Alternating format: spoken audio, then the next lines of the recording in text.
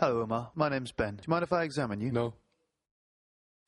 With the patient adequately exposed, look for asymmetry, inspecting both proximally and distally.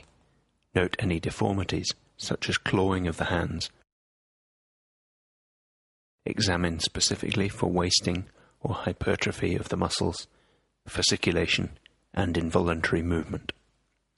If present, fasciculations are often elicited by flicking the skin over a muscle. Just let your arms go floppy for me. To test tone in the upper limb, hold the patient's hand as if shaking it, and use your other hand to support their elbow. Rotate the forearm, flex and extend the wrist, elbow and shoulder, varying the speed and direction of movement. The muscle tone is the resistance felt by the examiner when moving a joint passively. Again, let this arm go floppy. Always compare sides. Muscle tone can be decreased or increased in pathology. There are two principal types of hypertonia: spasticity and rigidity.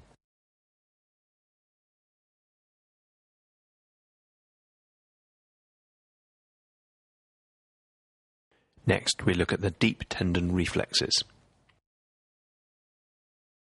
And relax. First, we test the biceps jerk, which uses mainly the C5 nerve root. Use your finger or thumb to palpate the biceps tendon.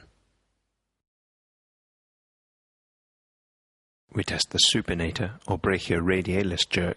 The forearm is in the mid-prone position, and you strike the tendon overlying the distal end of the radius. Move the patient's arms to get a good angle on the triceps tendon. This reflex tests C6 and C7. Eliciting reflexes and deciding whether or not they are normal requires practice. Use reinforcement whenever a reflex appears to be absent. I'm going to strike your arm again. When I tell you to, clench your teeth, but not before I tell you to. Clench. For the upper limb, ask the patient to clench the teeth or make a fist with the other hand. Relax the hand.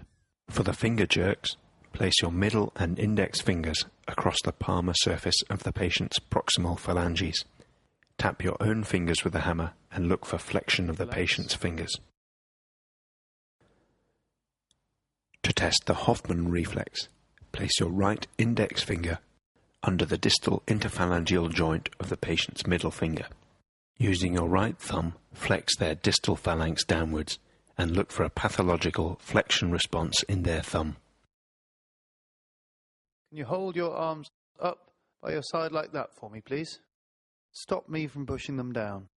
Power in abduction. Stop me from pushing them up. And adduction. Now hold them out in front of you like that. Stop me from pulling them away.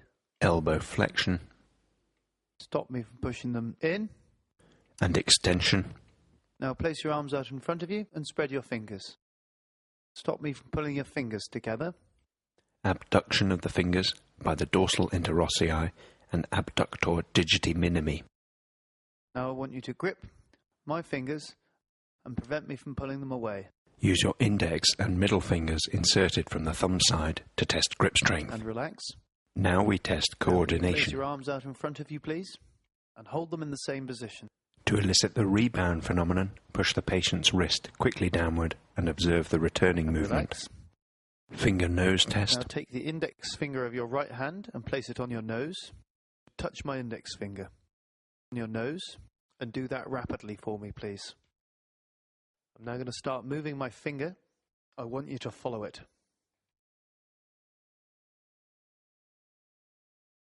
Now do the same with your left hand. Start slowly with the explanation before asking the patient to speed up. I'm now going to start moving it. If they perform well, then begin to move your finger. Look for past pointing or intention tremor that would indicate cerebellar disease. And relax. Test the ability to make rapid, alternating movements. Left hand. I want you to alternate with your right hand, front and back, like that. Impairment of rapid movements like this is called dysdiadochokinesis. Stop. Now do the same with your left hand. Evident as slowness, disorganization, and irregularity of movement. Also typical of cerebellar disease. Relax. Now I'd like you to pretend you're drinking a cup of tea on a saucer. Testing for dyspraxia. difficulty performing a motor task despite the patient understanding it, and in the absence of motor weakness, cerebellar, extrapyramidal, or sensory impairment. Now I'd like you to copy those shapes and then write a sentence. Inability to draw a geometric figure is called constructional apraxia and is a feature of parietal disturbance. Writing a sentence requires intact language function, as well as fine motor control of the hand. Dysgraphia is normally due to a dominant parietal lobe lesion.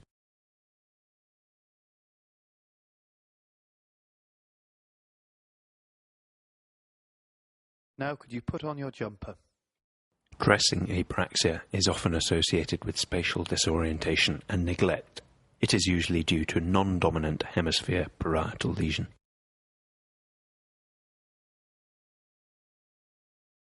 And relax. Thank you.